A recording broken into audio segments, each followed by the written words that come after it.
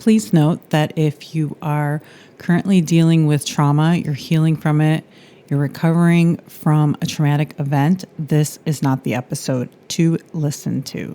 If you have recovered, please listen along. You're listening to the Bear in Mind Podcast, episode 160. A podcast that breaks it down so you can break the cycle for good. Now, your host, Tara Rama, but you can call her T. So you've made a decision you regretted. Now what? Your childhood sucked. Now what? Oh, your parents didn't teach you too many things along the way, especially about emotions. Now what? When you get to an adult age, a ripe adult age, maybe let's say after 30, we tend to look at our past in this way. And I still look at my past. I'm not 100% in love with it. I am in the process of loving it. And these are some things that I do whenever I find myself stuck in the past. So really, this is about learning how to love your past. And I'm going to share with you 3 things to help me get there and to help you get there. So one of the things that I learned when I was getting coached and also when I got certified is that you cannot hate your way to love. I'm going to say that again. You can't hate your way to love.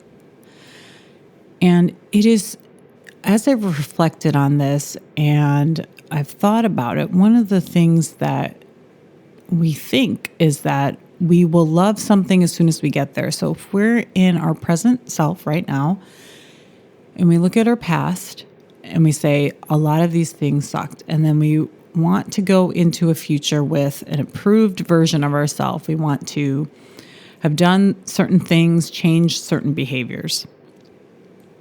And the whole time in our present situation, as we're trying to make those changes for the future, we are looking at the past and regretting it, hating on it, judging it, all of those things that don't feel great. And why it seems like, if we get to a certain place, all of a sudden we'll find love, we'll love ourselves.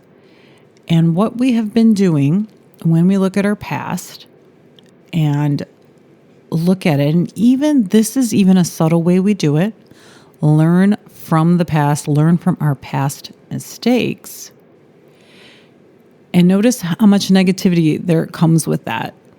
Because there's a lot behind that. Because you can learn from your mistakes and move on and not hate on your past. But notice how much comes up when we think, okay, we've got to learn from those mistakes. It can be quite harsh sometimes.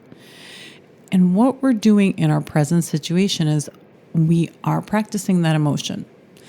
Practicing the regret, practicing the hate, practicing the judgment. That is what our present selves are doing. And we're really, really, at a certain age, we're really, really good at it. We have the rhetoric down and we're so good at it, we don't even notice that this is what we've been practicing until someone kind of points it out to you. Just like my coach, you're practicing hating on your past self. Your present self is in hate on your past self. So your present self is practicing the hate. It's not really, what do I want to say, closed off to the hate is just for my past, but it's not for my present self, because what you're currently doing is still practicing all of that regret, judgment, anger, hate right now. So it's really hating on yourself in this moment, in your present self. So then how do you get to a future self where you're going to love it? You're going to be like, yeah, I'm loving it. It's to actually stop the present self from hating, regretting the past self.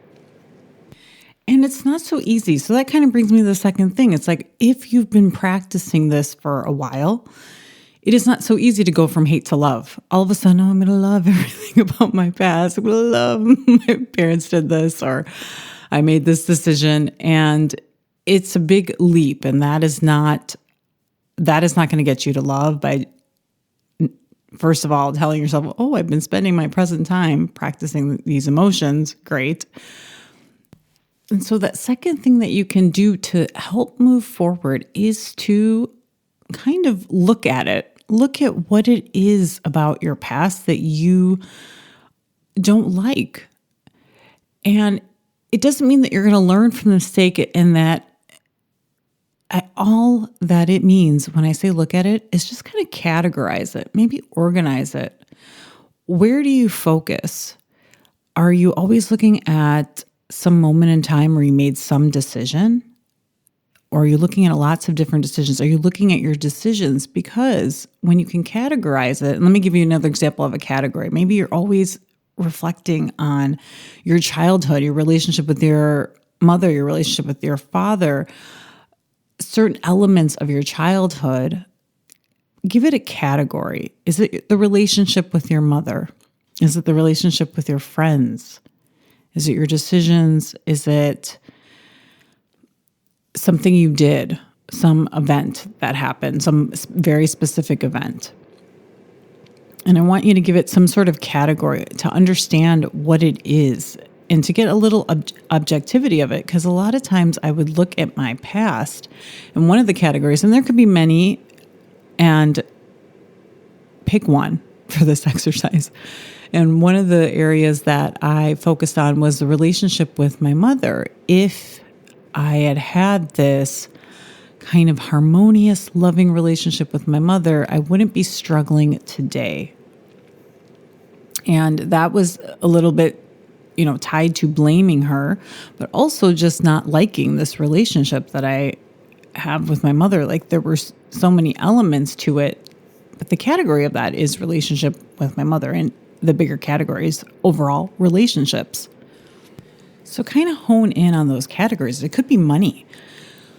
It could be health. Looking at those categories of where you are spending your time in the past. Your present self is thinking about your past, and there's a certain category to it. And when you can get at that category and say, okay, for me, it was my relationship with my mother, it brings a certain level of consciousness to you. Because what that did is it raised, all of a sudden, I could look at that category. I spent a lot of time thinking about this relationship and understanding that it's about relationship, and then also understanding that part of it is my current relationships too. It's bringing some sort of intentionality to your current relationships, which is your present self. What relationships are you having today? And you're looking at the past, judging a lot of things about certain relationships, and that present self is also in relationships. And what is it that you want to do differently, and bringing some sort of consciousness to it? Because your past happened, and usually a lot of times the things in the past, especially if we are looking at it in a negative way, they happened subconsciously. We were not intentionally making decisions. We weren't intentionally making decisions about our money, intentionally making decisions about how we want to relationship. No, relationships aren't natural. They just don't come. I know that that's kind of a romantic idea about relationships, that things will happen naturally. It'll be easy, it'll be flow. But the truth is that is not how it works. It might seem easy when it's convenient for you in your situation, but certain relationships might not be convenient for another person.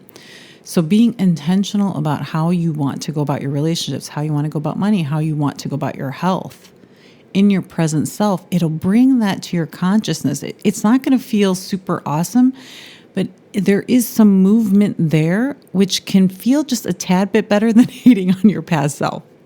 You're not to loving your past, but there can be some understanding about that category right there, and some consciousness of what you're doing right now. Because let's say you did make some poor decisions about money, and now you want to consciously look at money. That is something that when you bring it to your conscious level, your present self can start to move forward on understanding that. And that from a curiosity place, and that in and of itself is actually learning from your past. If that is what you want to do, and kind of not this stuck way of beating yourself up of what you've done that you can't change today. So if you're going to spend time in the past, if you're going to go there, get some information out of it. Look at those, organize it a bit. Look at the categories of it. And the last thing I have about loving your past, it's the first thing that I said, is you've had a sucky past. Now what? And this is a bit, it seems like, well, now what? That's harsh. I'd like to use direct. So all of these things happen in your past. You didn't have a great relationship with your parents. Something bad happened. All of those things happened, and it does suck. Okay, I'll give it to you. That's the truth. It sucked. So what does that mean for you today? Now what? Now what are you going to do with that? Is that current situation going to continue to be the suckiness of your life, for lack of a better word? And I asked myself that question, now what? When you are kind of in, and this is why I also had that warning in the beginning, if you're still dealing from trauma and you still didn't have things, this question is not going to be very relevant. But if you're constantly ruminating on things of your past, the decisions, regret, sitting in it, okay, it did suck. You had a not so great childhood. You made some bad decisions about money. Okay, you did all those things. Now what? Now with your present self. What does that mean? Does that mean it's going to continue to suck? Is that what's going to serve you right now in this present moment? Because I'm guessing right now, if you look at your past self, you want a different future self. And so asking yourself, now what? And giving yourself that, okay, this wasn't so great. Now what am I going to do about that? That's a different kind of question that you can ask your brain. Instead of sitting in that rumination, you can go, now what? That's all I have for you this week. I'll check back with you next. Thanks for listening. Listen for a new episode next Tuesday by subscribing on your favorite podcast platform. Bye for now.